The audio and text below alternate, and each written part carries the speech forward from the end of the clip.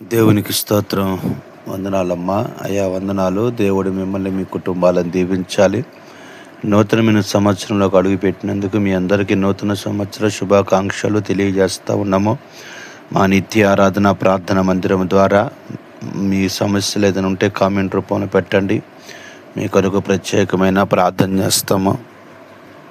ఈరోజు దేవుని వాక్యాన్ని ధ్యానం చేసుకుందాం. రూతు గ్రంథము 1వ అధ్యాయము 8వ వచనంలో ఆయన నీ యందు దయ చూపును అని వాక్యము రాయబడి ఉంది. నా ప్రియమైన దేవుని బిడలారా, దయ అనేది అది చాలా ఆశీర్వాదకరమైన మాట. అది నేను ఎవరి యందు కరుణిస్తానో దయ చూపిస్తానో వారి యందు నేను కరుణిస్తాను దయ చూపిస్తాను అన్నాడు.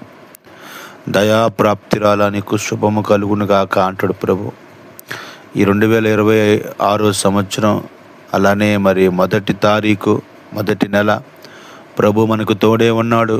ప్రభు మనకు సహాయకుడిగా ఉన్నాడు. మనుషులు నీ మీద దయ చూపించకపోతే దేవుడు దయ నీ మీద ఉంది. నువ్వు ఏ పని ప్రారంభం చేయబోతున్నావు ఆ పనిలో దేవుడు నీకు సహాయం చేస్తాడు. నీ కుటుంబంలో ఉన్న కలతలని దేవుడు తొలగిస్తాడు. అందుకనే రూతు విషయంలో దేవుడు రూతుకి ఎంతగానో దయ చూపించాడు. తను ఎటువంటి స్థితిలో ఉందో అది ప్రభు గ్రహించి తన స్థితిగతులను మార్చాడు.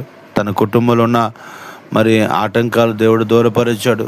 తనని ఉన్నతంగా దేవుడు దీవించి ఆశీర్వదించాడు.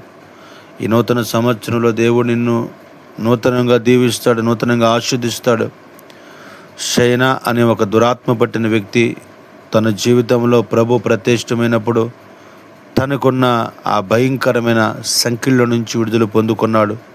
దేవుడు అతన్ని విడిపించాడు, అతనికి స్వస్థతను కలుగజేశాడు. ఈరోజు నీతో ప్రభు మాట్లాడుతున్నాడు. నేను స్వస్థపరచువాడిని నేనే, నేను విడిపించువాడిని నేనే. ఎటువంటి బంధకాల మధ్యలో ఉన్న ఎటువంటి ఆటంకాల మధ్యలో ఉన్న నా ప్రభు నిన్ను నీ కుటుంబాన్ని విడుదల చేస్తాడు. నూతనమైన రూతు పట్ల చేసిన అద్భుతమైన కార్యం నీ కుటుంబం పట్ల ప్రభు జరిగిస్తాడు.